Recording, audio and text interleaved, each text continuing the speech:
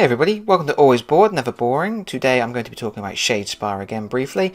I want to take a quick look at the miniatures because what Games Workshop have done with Shadespire is create push-fit colour-coded miniatures that go together without glue. So what I've done is I've sat down with the miniatures and the instruction manuals and no glue, and I've tried to put them all together, and I thought I'd give you a quick look at how they've come out. There we go. But before I do that, I just wanted to show you this briefly. This is one of the character cards in its special Games Workshop sleeve. And look at the snug fit on that.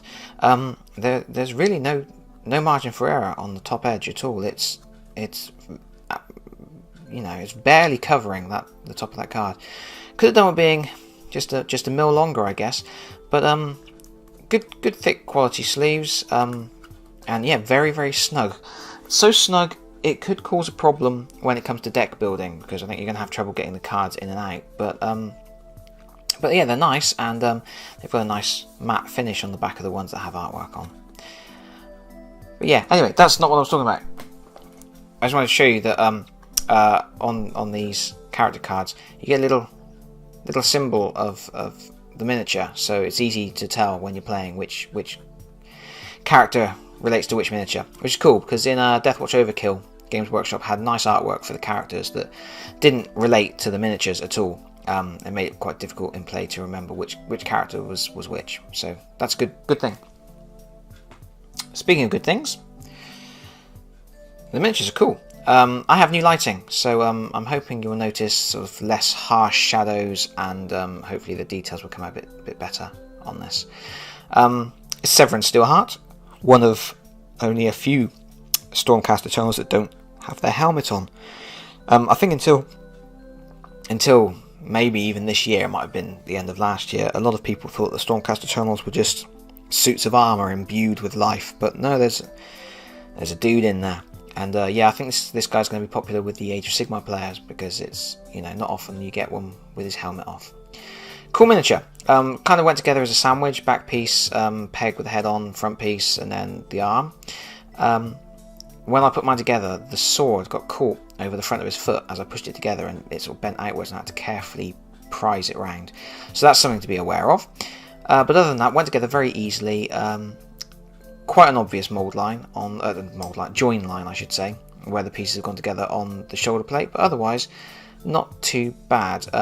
If you were painting that, it'd be easy to fill with green stuff. I'm not sure if I'm going to paint mine or not, because, like I said in the previous video, I quite like the sort of nostalgic Hero Quest style vibe of just having coloured pieces. But I don't know yet. I haven't decided.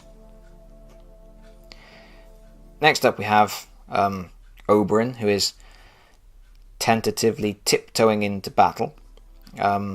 His base had like a separate molded element here that you had to clip on. It's very cool. And yeah, he's got a big hammer because he's got something important to say to your face. Yeah, it's a good model. You kind of get a sense of motion, a sense that he is, kind of putting his weight into getting ready for a swing on that, which is quite cool. When you're putting them together, the only thing to be aware of is that the hands are attached to the shaft of the hammer, and when you're pushing them on, you've got to be careful not to put tension on that middle section there. Nice. And again, the evident join lines on the shoulder plates, but otherwise not too bad. The worst in terms of going together, the components going together, is unfortunately the female Stormcast Eternal. And this is one of only a very few female heroes that Games Workshop have produced at the moment. The second female Stormcast Eternal, actually. The previous one was in the latest Age of Sigmar starter set. And it's really cool to see some new female characters turning up. And it's a shame that I suspect this was one of the earlier models that they put together when they were figuring out how to do the push fits, because it's got a very, very ugly join on the shoulder where the pieces didn't fit together quite right at all. If you're going to paint this model, you would need to green stuff that first. But otherwise, it's a really nice model, and it's nice as well because it looks like a female warrior, but it also looks like a warrior who's going to whap you up the side of the head with a big hammer, which is exactly what you would expect from her. So it's a really good model, nice and dynamic. So those are the Stormcasts. You only get the 3 because they're big, chunky, powerful characters. And then you get 5 of the Khorne guys in nice red colour, who are smaller than the Stormcast Eternals by a good amount, but they make up for it with little man syndrome. Look how angry he is. Really nice moulding. He's probably angry because of the whole top knot thing he's got going on. He's probably having words with his barber right now. What have you done? In classic Khorne style, he is going into battle, exposing all of his vital organs because he just doesn't give a monkeys. Really nice miniature. Went together in 2 pieces, just pushed front and back together, and it's very, very difficult to see any joins. They are actually, you can see them on the top of the chest area there.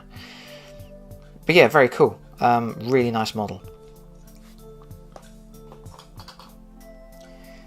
This is also a really nice model, but he's going to lose that hand charging into battle like that. He's obviously putting on a really big swing here, and you'll see that his axe is attached to his arm, so he can get some extra reach on it. Really good model, really dynamic, and again, can't really see any joins or anything. By the way, I'm not going to try and remember what these guys are called. They've all got silly names like Gory Chest Hair and Jimmy the Axe and Timmy the Face Wearer. I don't know. They've all got silly names with gore and blood and splatter and stuff. They're Khorne guys. You know what they're all about. Okay.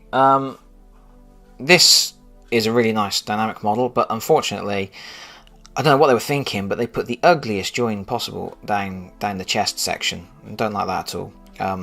Yeah, that would need some filling in before painting, if you're going to do that. Yeah, it's a shame because it does ruin the look of an otherwise. If I can get see, it's quite a bad, ugly join, and it doesn't look right at all. And they've made no attempt to hide it, unlike other joins on other models, which are nicely concealed. It's a shame because it's a really cool model. He's really got a swing going on that axe, and he has one of the most fragile components, I would say. But so you just have to be a little bit careful, but I wouldn't worry too much. I think some people get quite worried about Games Workshop being the hard plastic, and they start investing in stupid amounts of foam protectors and things like that. I don't store any of my Games Workshop stuff in foam protectors, and I've never had any break.